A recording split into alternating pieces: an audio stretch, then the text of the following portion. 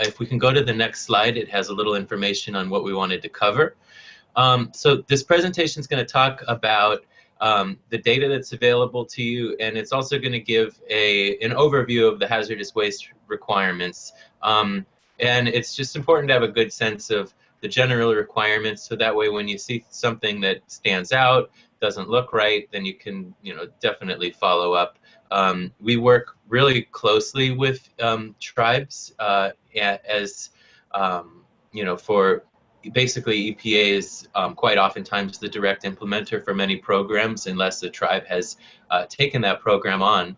And I myself am the tribal liaison for EPA Region 9, or for the Enforcement Division, I should specify, the Enforcement and Compliance Assistance Division. So a lot of times when we get tips or hazardous situations on tribal lands, I work, that information comes with me, and I work with our different programs. So I've been doing quite a bit of work on tribal lands over the years, and I'm happy to have this opportunity to chat with everybody.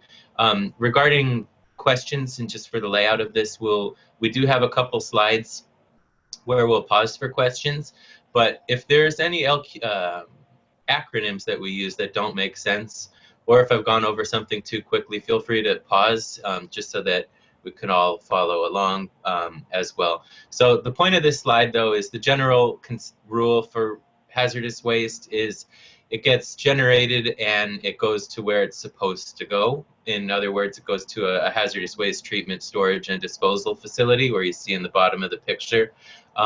Most hazardous wastes, when they get treated, they basically are rendered inert. So sometimes they'll go through, if you've got something that's really toxic, cyanide or arsenic, it could go through this process called oxidation reduction. Some acids are neutralized.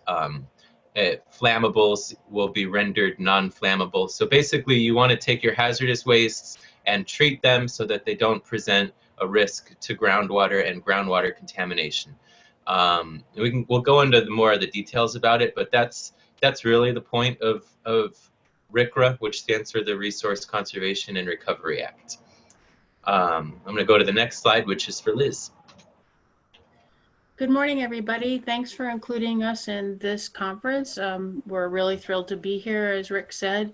A little bit about me. I've been in the hazardous waste program for about 5 years. I've worked for EPA for over 30 years. I was an inspector in the underground injection control program, aka the septic tank program, for about 20 years before I moved to RCRA in 2014. And learning RCRA has been just a really challenging and complex program, very rewarding too. Hazardous waste is mapped by EPA and by states and by tribes, and the data is available on numerous platforms. This slide is intended to show you just how many different places I go to get information about facilities on tribal lands, and where the public can get information about hazardous waste generators on tribal land. EnviroMapper is a very wide net that shows just about every single regulatory program, with a couple of exceptions. That underground injection control program that I used to work in, for example, is so small that its data is not readily available through EnviroMapper.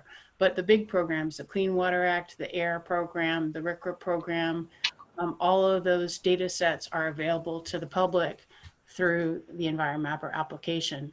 It's really just about what facilities exist. It's not much information about enforcement and compliance. For enforcement and compliance data, you want to turn your attention to ECHO, the Enforcement Compliance History online website, where you can search by geography and by compliance information, whether or not the facility has been inspected. RCRAinfo web is also available to the public for downloading information such as manifest information, permits. Compliance data is not so available on RCRAinfo web, but general handler information about RCRA sites is available from RCRAinfo web. If you are a tribe with lands adjacent to the state of California, you can get information from the California Regulated Site Portal or the California Hazardous Waste Tracking System, aka HWTS. Cal EPA's Regulated Site Portal and HWTS are both map-based software that have slightly different focuses.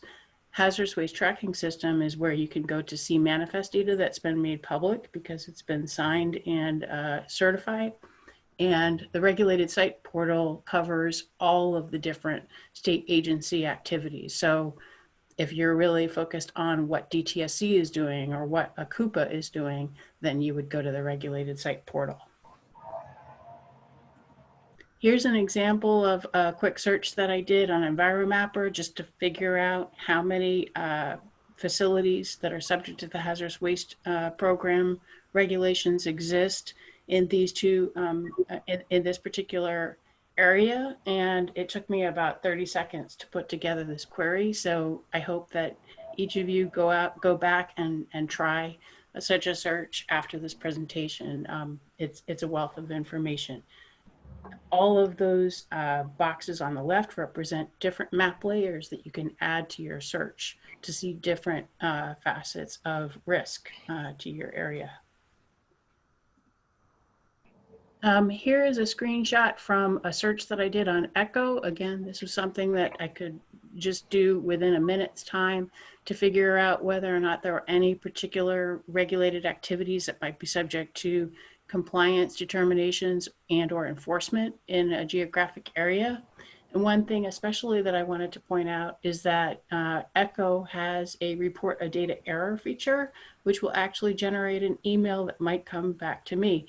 So if you see something that looks wrong about a compliance determination on a facility of interest to you, whether you are the manager of that facility or a tribal regulator or anybody else, you can actually report a data error to EPA through Echo.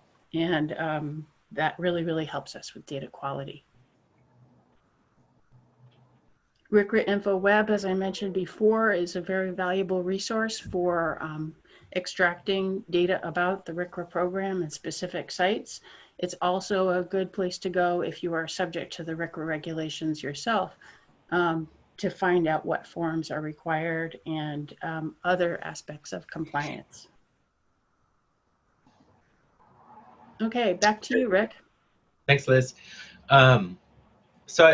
Before I start talking about the interesting pictures here, I want to say how I use the data that Liz was just describing. So as an inspector, EPA were required to do a certain number of inspections of larger facilities every year, and we do those as well on tribal land in communication with the tribes. So we'll invite tribes to join in on our inspections, and then sometimes we receive tips from tribes about perhaps a problematic facility or one that their own staff have seen that there's poor housekeeping or some type of environmental concern, and then we will use these applications to determine exactly what the facility is generating, and sometimes we'll do some reverse sleuthing, and if it's like a metal plate or that should be producing a certain type of waste and they're not manifesting any, well, that's reason for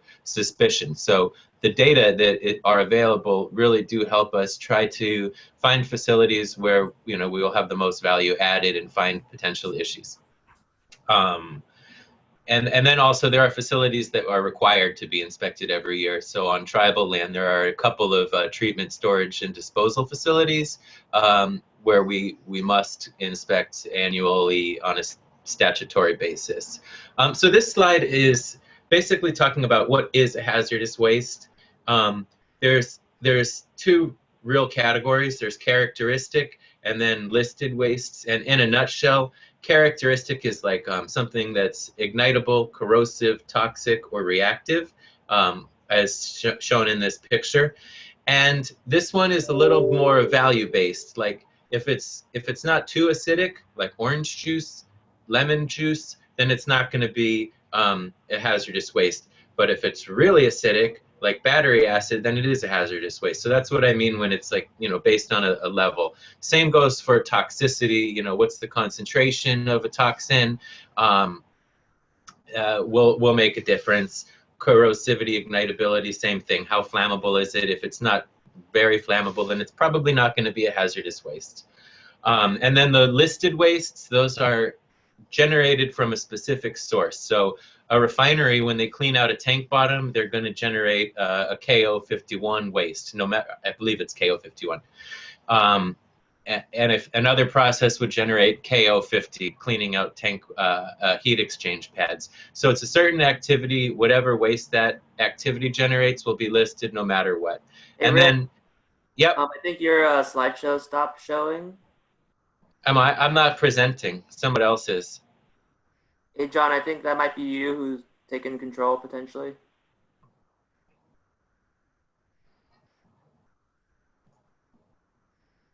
I mean, yeah, I wasn't giving the presentation. I can.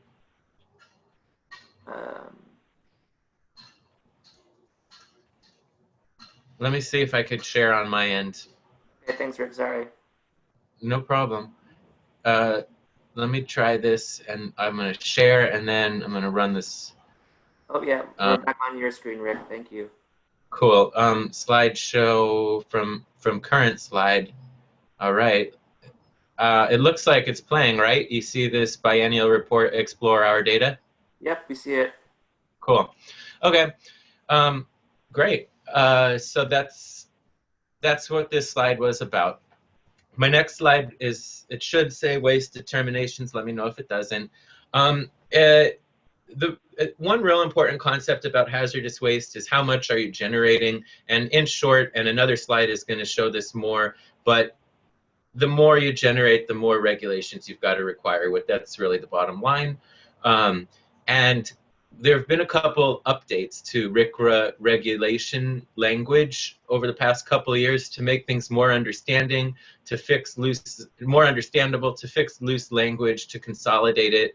And one of the areas that was revised was waste determinations to give more information. So waste determinations need to be made at the point of generation. That means if you've got some kind of unit that generates an acid waste, you basically have to start counting how much acid waste you're generating before you take that waste and dump it into a big pool to dilute it down to, you know, something that's not acidic.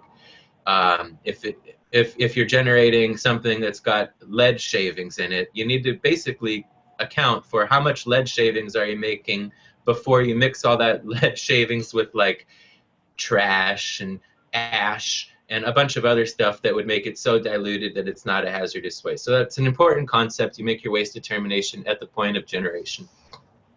And then this slide talks about what I said before of the more you generate, the more regulations apply. And there's three categories of generators: very small quantity generators, small quantity, and then large quantity. And I'll show you what those mean next time. And then the very top one is for treatment, storage, and disposal facilities. One thing I should have said from the onset is it's illegal to treat hazardous waste yourself.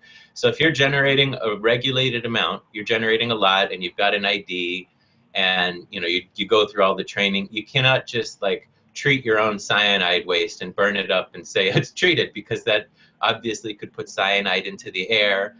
There's a lot of reasons why the hazardous wastes need to get treated at a designated facility, including tracking, so that we can monitor from cradle to grave of where it was generated and where it was disposed. Because as people may recall, the reasons that this program came into existence was there was a lot of abandoned hazardous waste that just showed up, and that's why we get these historic, notorious sites that are very contaminated that we're working to restore.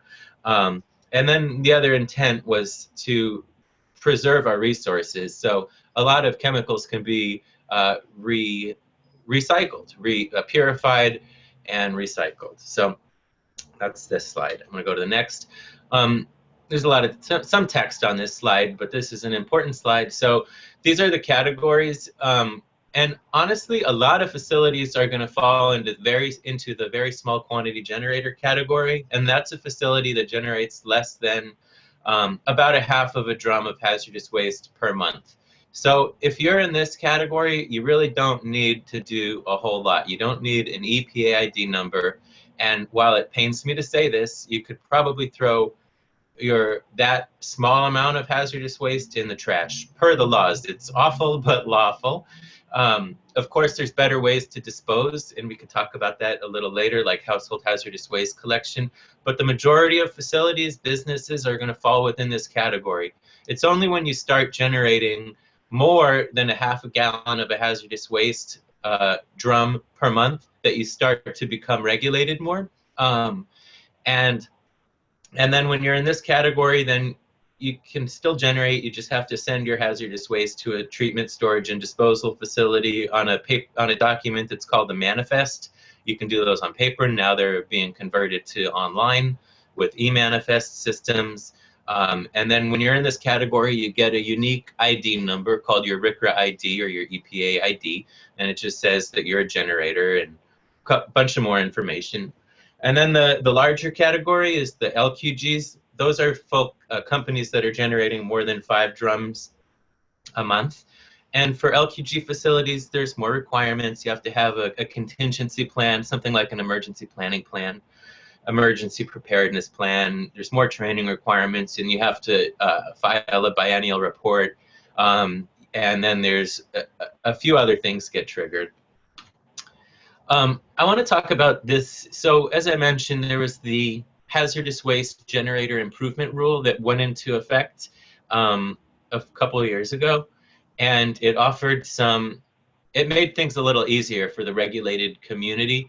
One of the things that I think that I want to highlight for tribes is this new ability where you can consolidate wastes. So if you have a large quantity generator facility, like perhaps a hospital, and it generates, it's large quantity generator because they may have chemo wastes. Chemotherapy wastes are usually hazardous, or some like solvents or some types of gases that are no longer used, but they're flammable, but they're not a product anymore.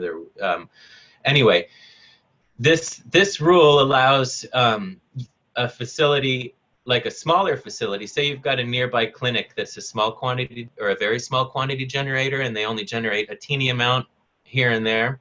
This rule allows that clinic to bring their waste to the larger hospital as long as both are under the same control of the same person.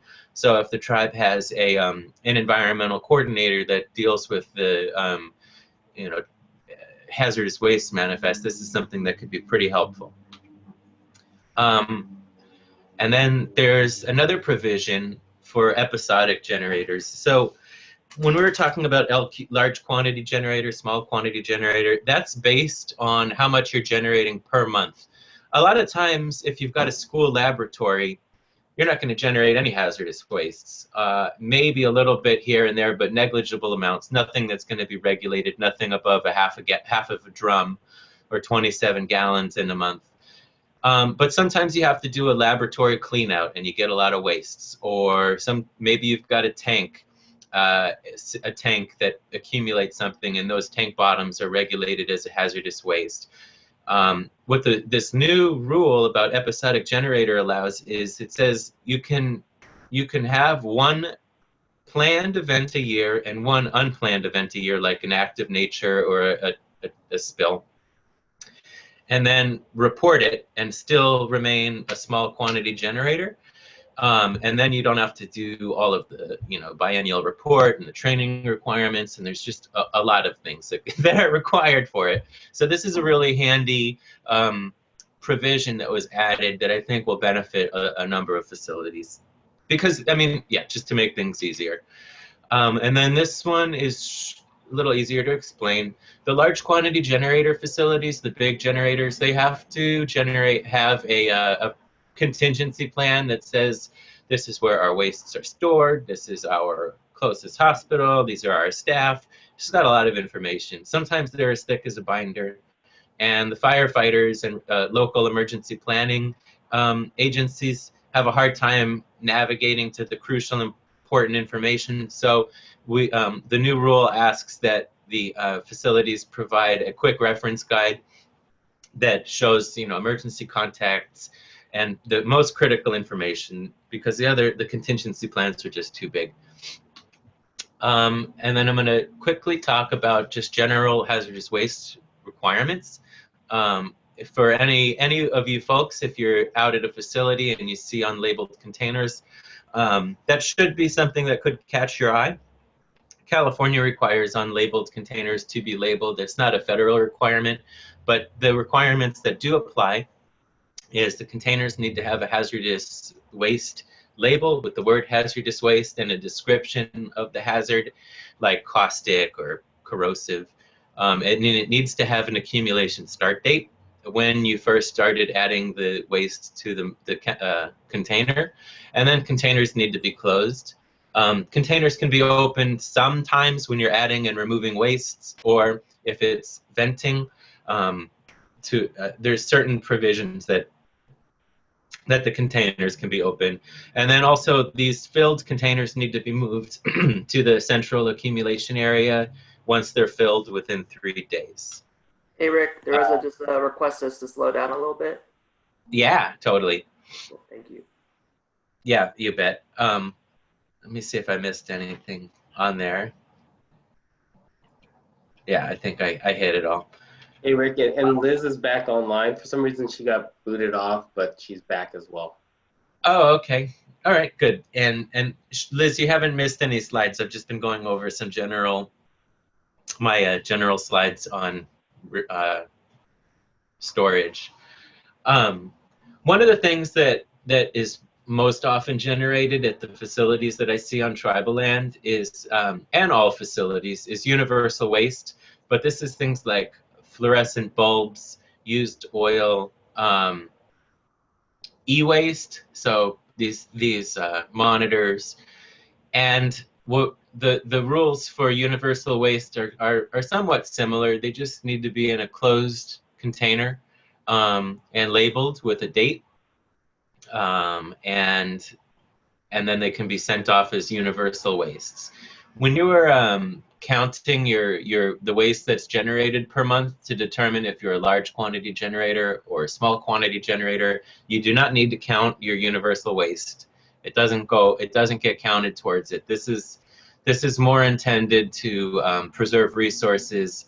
Although universal wastes do have hazards, like these mercury-containing bulbs contain mercury. So if they break, you certainly don't want to breathe it in, and you don't want to touch the dust and touch your eyes. And then batteries, of course, have hazards associated with them as well, lead-acid batteries. But universal waste should be kept in a closed container with a date, and that's something that we really see all the time. Bulbs stored outside of containment. It's really common, but this is the way that they're supposed to be stored. And I'm going to turn it back over to Liz. Hey, Rick, just a quick question. Is this universal waste slide specific to California? What was specific? Was the universal waste slide specific to California? No. Universal waste rules also apply to tribal land, but California has an additional requirement. I believe that the universal waste is dated. I don't think that's required for federal land, but I'd have to double check.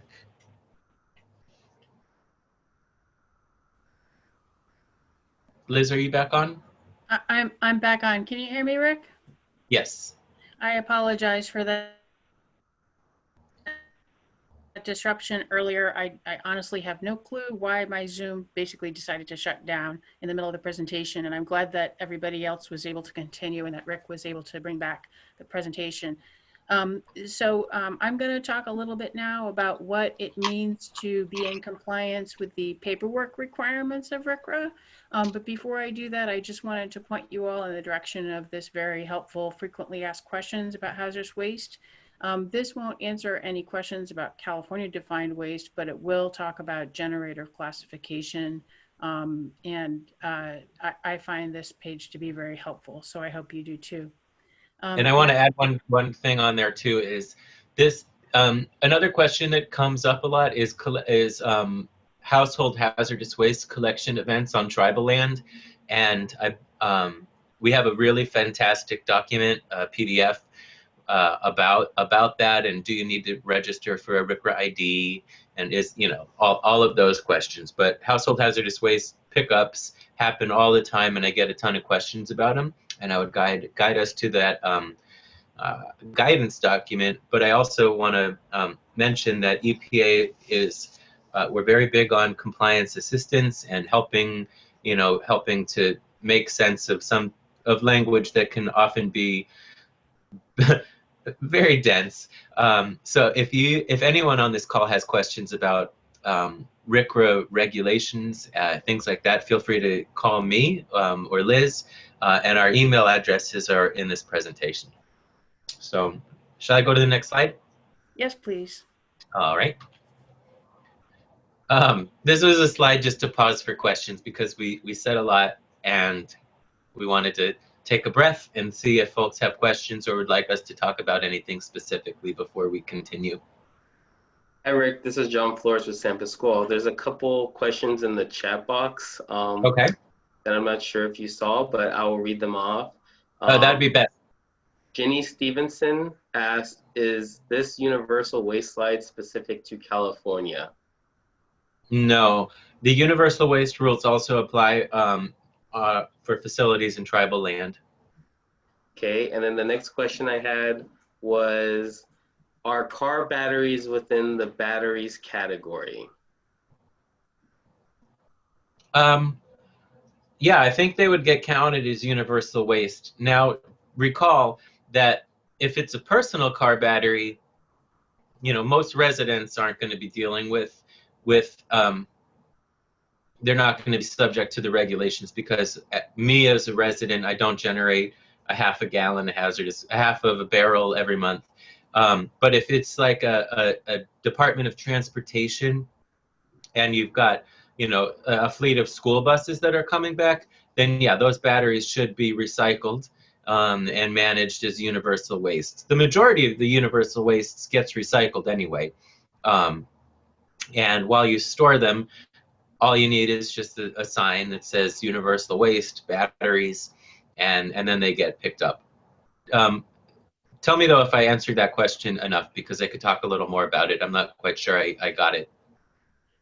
Okay, another question we have, or observation, was from Rob Roy. He said, I was very surprised to hear that small quantities can be thrown in the trash. Can you please further explain? No, very, very small quantity generators, not SQG. So the very small quantity generators, they do not have to have a RCRA ID. They don't have to track them. So that's just saying that it's not regulated. So just like any, if you've got a bakery and you generate 3 cans of WD-40, that could be some type of a reactive waste because they're pressurized. You're not going to have to manage that as a hazardous waste because you're a very small quantity generator. It's only when you become a small quantity generator that you have to comply with the hazardous waste rules. So once you start generating a half of a barrel per month, then that waste needs to go to a designated facility. I understand that it could be troubling or concerning language, but yeah, that's how it is.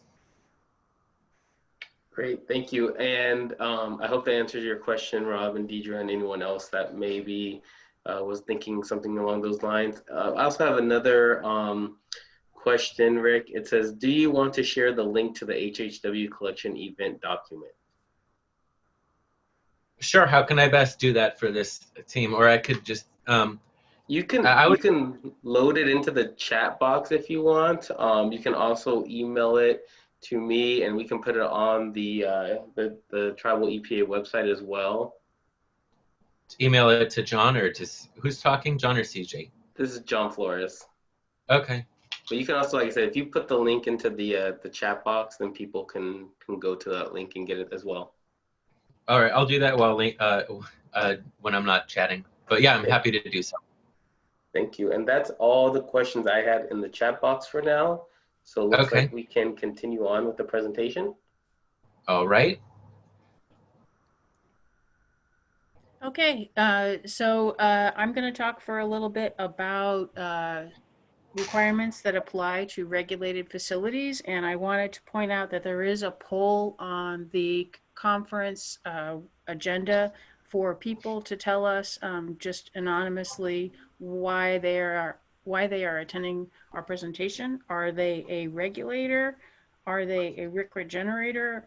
Neither or both. And so please, after we're done with the presentation, if you wouldn't mind going back and completing that poll, that will be really helpful for Rick and I to figure out if we hit all of the right topics in our presentation, and give us a sense of who's in attendance.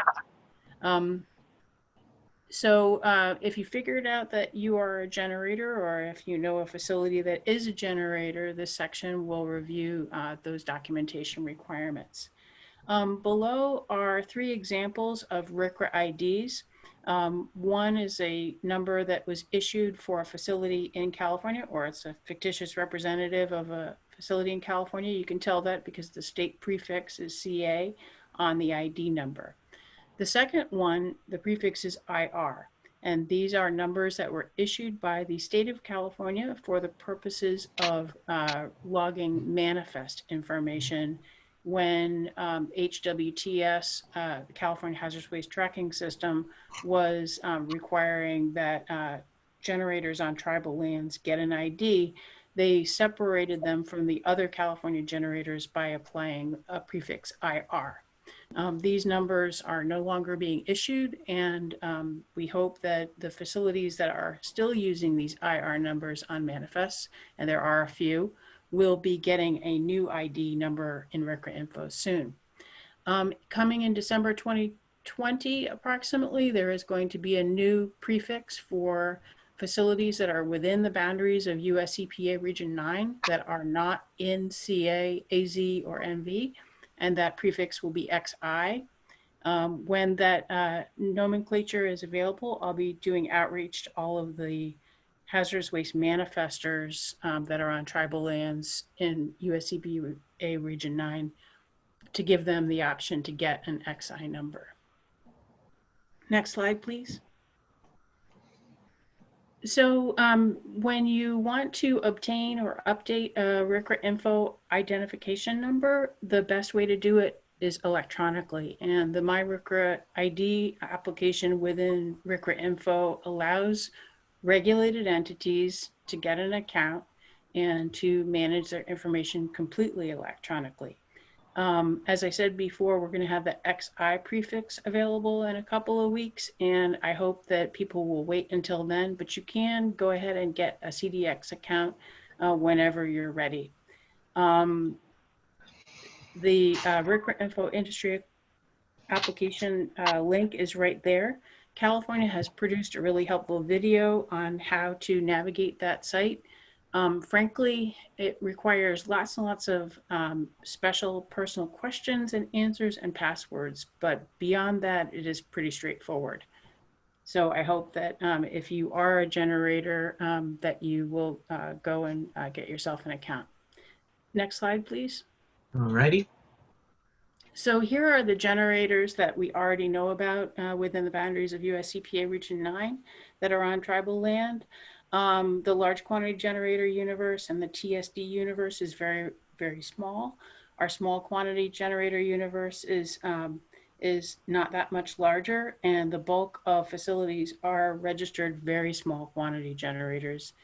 We also have a growing number of facilities that have RCRA IDs that are not technically generators of federally defined hazardous waste, but they have their number so that they can put that number on manifests. And so you can be in RCRAinfo with a generator ID and be a non-generator. If you have, for example, California state defined hazardous waste that needs to go on a manifest, that is a very good reason to maintain a RCRA ID. Only about 10%. Go ahead. Would it be helpful to explain what the difference between California has waste and, well, I guess we did just a little bit ago about if something's less caustic, but this is an area, yeah.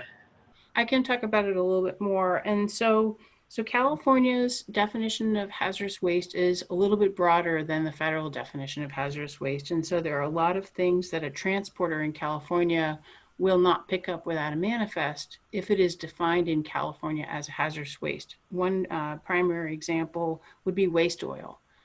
If that waste oil is documented as having contamination from heavy metals, then I think that it might qualify as federally defined hazardous waste. That's right. It's based on the content of halogens, Right. as well as metals.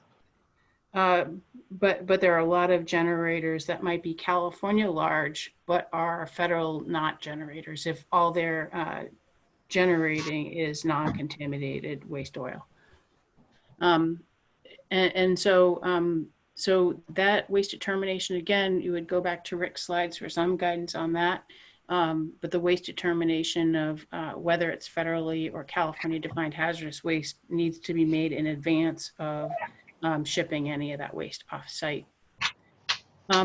Only about 10% of Region 9 tribal IDs have a RCRAinfo industry account so far. We're hoping to increase that number, especially in advance of the hazardous waste generator improvement rule. We have that re-notification for small quantity generators that goes into effect next calendar year. Next slide, please, Rick. So just a very, very brief overview of what the manifest process is and why it's good to be able to see your manifests. So the generator will create waste that needs to be shipped on a manifest. They will work with their transporter to get that data onto a generator copy of the manifest. Then that manifest paper copy goes with the shipment on the truck or the train or whatever vessel moves the waste to the receiving facility. The receiving facility, as of June 2018, is required to send that manifest to EPA. Prior to that, any receiving facility in California was also required to send that manifest to the hazardous waste tracking system in California. So for tribes located in California, a complete manifest history could be available through HWTS. But for current manifest information, generators and transporters can get a RCRAinfo account and they can see when their TSD actually loads their manifest into RCRAinfo. A manifest will contain some basic information about what is being shipped, who's shipping it, and when. The dates are probably the single most important part of the manifest data, getting the dates accurate, but also it's important that we have a correct generator ID, transporter ID, or IDs if there's more than one, and of course the receiving facility ID should be accurate. In the long term, we are hoping that the binary report information also gets recorded with the manifest so that we can save generators some time in the binary report process. And so weight and density information is not just important for the receiving facility, but it could also help down the line with the binary report. Next slide, please. So now we're going to turn it back to Rick. Rick's going to talk about what gets inspected before, but before he starts on that, I just want to remind you guys that even if you don't get a RCRAinfo account to see information about your site and to keep your site updated, as Rick said before, this data set is a data set that we look at both for making sure that we have a complete universe of tribal RCRA subject facilities, and also to get information about manifested waste in anticipation of inspections and other kind of compliance assistance that we would do. So with that, I'm going to turn it back to Rick. Sure. And then this slide is of the current regulations, the CFR Part 262. This is what I cite when we, I do inspections and then we find issues, and then we have to tie the issues back to the rules. So this is where the rules are, and it's just on the eCFR. This is all the current regs. So as I mentioned, I'm an inspector, and I do a lot of, I've done hundreds and hundreds of inspections, across a lot of programs here. But for RCRA, I just wanted to talk about the things that we look at. So it's a lot of container management, training requirements, practices, and then then we kind of get into the weeds. So I'll show some pictures of what all of this means. These are my photos. Most of these are out in Guam. I think every one of these are from Guam. And so on the top left, there's bulging containers. This is like a bomb that's ready to go off, because here it was only allegedly contained used oil, but it just got really hot in the sun. But these containers, if you try to twist off the bung, can kill a person. They can explode. And then we see these containers when reactive incompatible wastes are stored together, can cause high pressure, and then it can explode. The top right picture just shows the lack of aisle space. Large quantity generators need to inspect their waste storage areas, which are called central accumulation areas, on a weekly basis. They need to inspect them for the containers for leaks, signs of integrity loss. They need to ensure that the containers are labeled and dated, that they're not knocked over. They need to make sure that their emergency equipment, like their eye wash, is working, things like that. And then bottom left picture is a lot of waste that the facility identified as waste, as a paint that had a toxicity for chromium and cadmium, and nothing was labeled and dated. And then on the right, they had similar hazardous wastes that were just stored forever, and they not forever, but they were stored for so long that they were leaking down the side of the walls. This particular facility had hazardous wastes put on top of a shelf with a forklift that they no longer had, so they could no longer get to it. And then nobody really thought about it until we came around and did an inspection. And so yeah, hazardous waste needs to be inspected, labeled, and treated kind of like a hot potato, because you can only store hazardous wastes for either 90 to 180 days, depending on your generator category. Other things that I look at during inspections is storage over 90 days. On the top right photo is a refinery had cleaned out tanks that generated a hazardous waste, and they stored it for more than 90 days. So quite often when we see that, we'll issue an administrative penalty for that type of violation. We also look for hazardous waste spills. The bottom picture was at an auto manufacturing facility, and these are any of their waste paint they would treat as a hazardous waste because of the chemicals in it. It had certain heavy metals in the paint, and that's an issue of not addressing your spills. And then the top left picture is about hazardous waste determinations. It's really up to the facility to determine if their wastes are hazardous.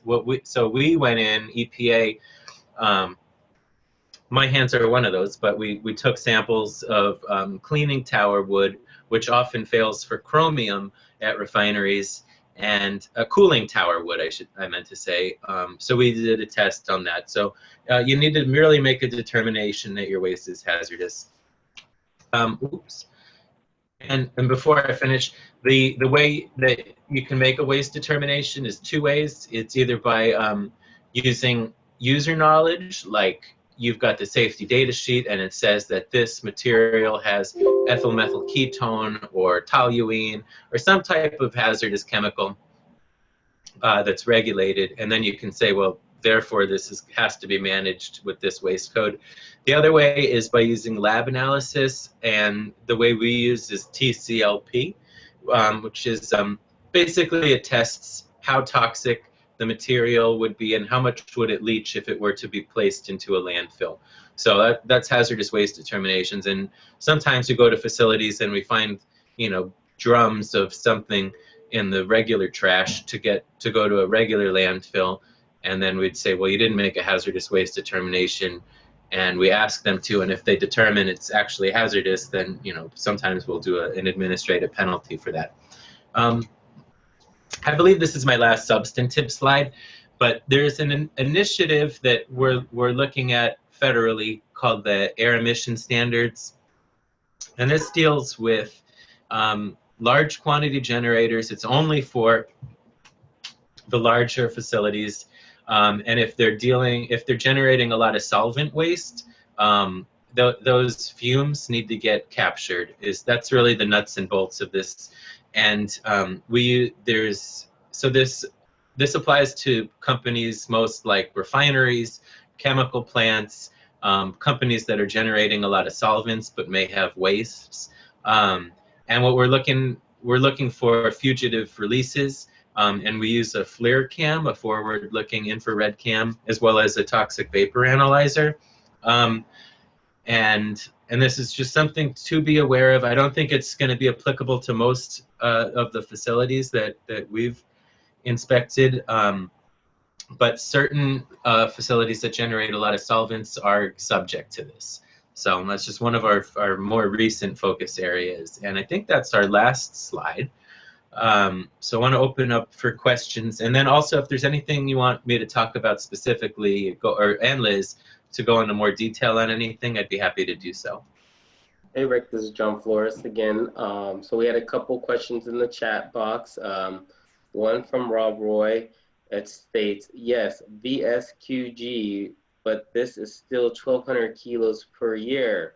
That is 1.32 tons or 2,640 pounds. Per VSQG, that is a huge amount of waste. And how many of those are in the USA?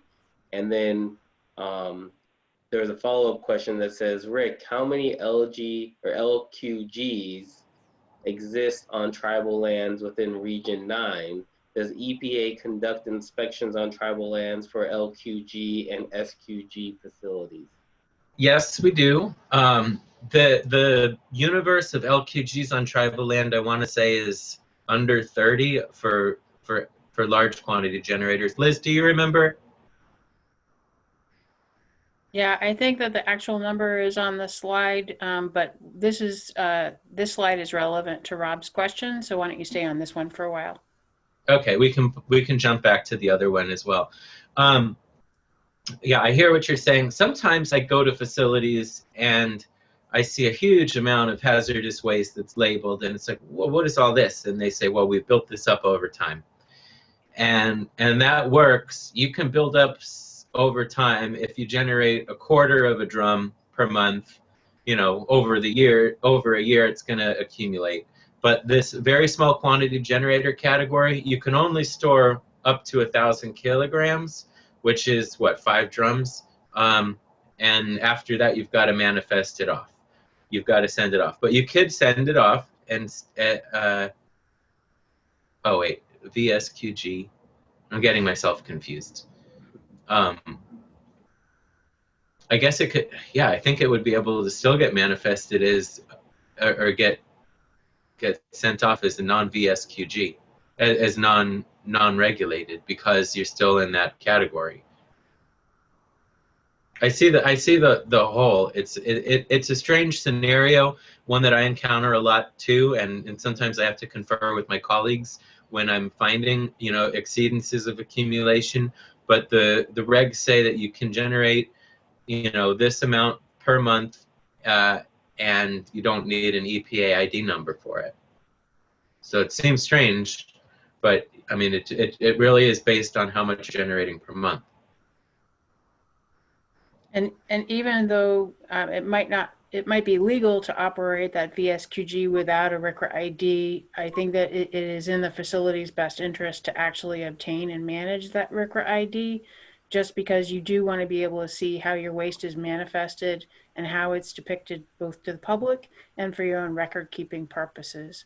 I think that the universe of VSQGs is only going to grow larger for that reason, and also that VSQGs can now qualify for episodic generation.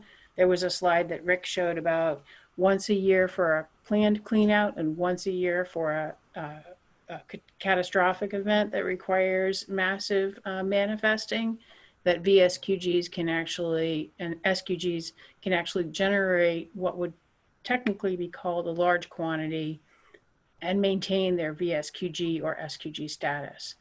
So, so I expect that the VSQG universe will grow for those two reasons. Rick, if you wouldn't mind going back to the slide that has the circle, the donut with 406 in the middle of it. I think that Was that's that towards the beginning or the end? I think it was in my second group of slides. Okay.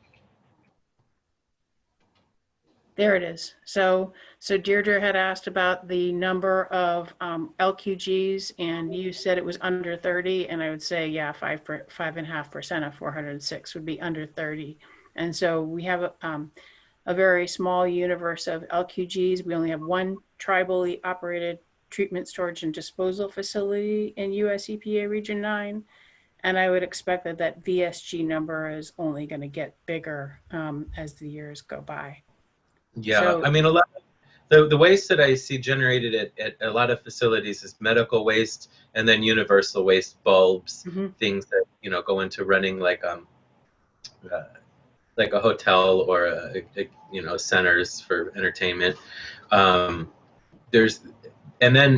then the other waste that I do see on tribal land as well is sometimes it's third parties that lease or operate a facility, and then they generate, but they would still be subject to the federal RCRA regulations, not state requirements. Yeah, and then I wanted to, I don't know if I said before, but if anyone here has concerns about a specific facility's compliance, feel free to let us know. We do take and respond to tips. And there's many ways to get to provide a tip anonymously, or you could also just call and ask to remain anonymous. But we we work with our partners to try to find any non-compliance and try to bring facilities into compliance. And on that, it looks like we have a question from someone on here, from Ronnie, asking when and where was the last hazardous waste inspection on Navajo Nation? So I don't know if you know those answers off the top of your head. If you do, great. If not, maybe you can reach out to Ronnie and give him the answer. Specific for RCRA? He just asked when and where was the last hazardous waste inspection on Navajo Nation? I don't recall that off the top of my head, but does Navajo have RCRA inspectors? I thought that they did.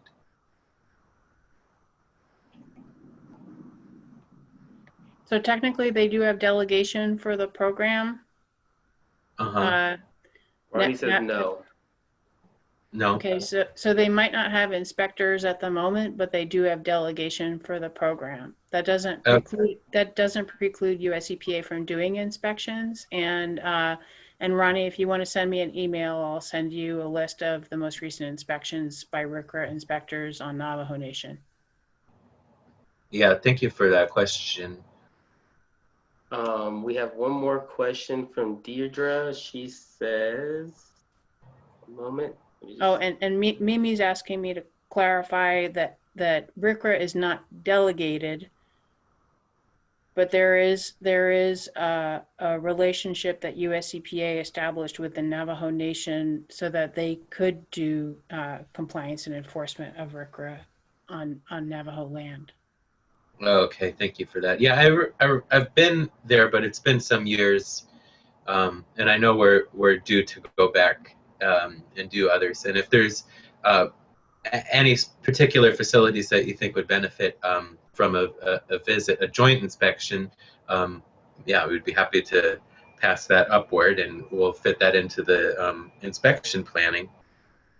Great. So the but I know right now our inspections are on hold due to travel restrictions, but we are doing off-site remote inspections where we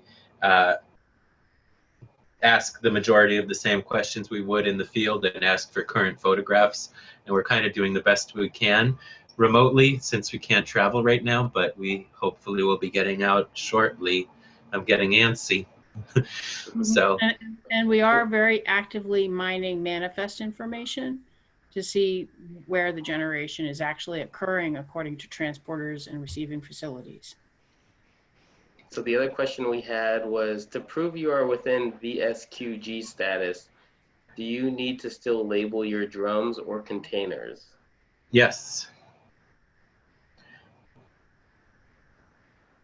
Thank you. Yes, the small quantity generators still need to label their containers and date.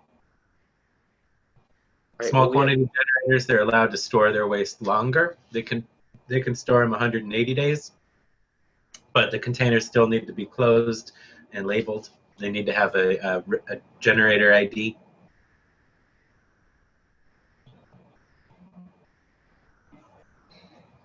And it sounds like Rob wants to clarify that that is VSQG and not SQG. So is the question, are VSQGs required to put labels on their drums?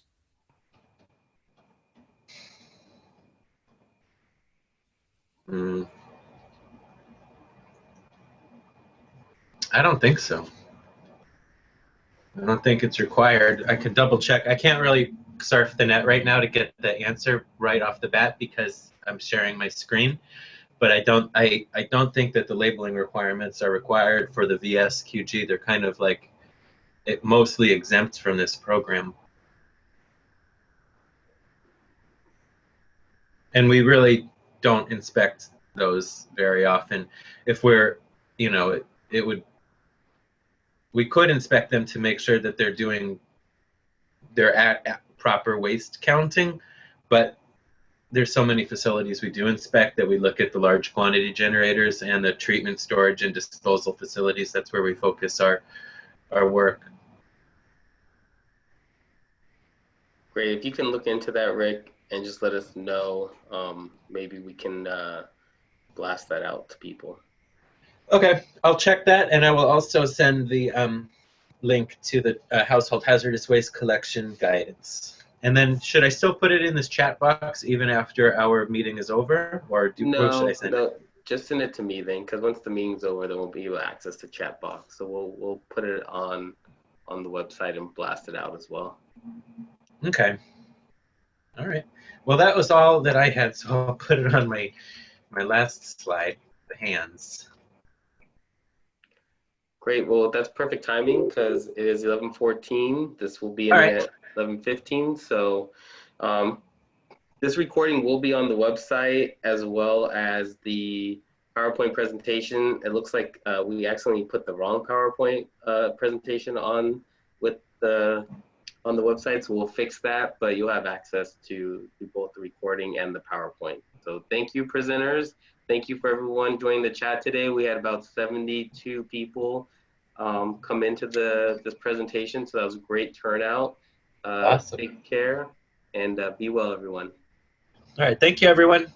Thanks, everybody.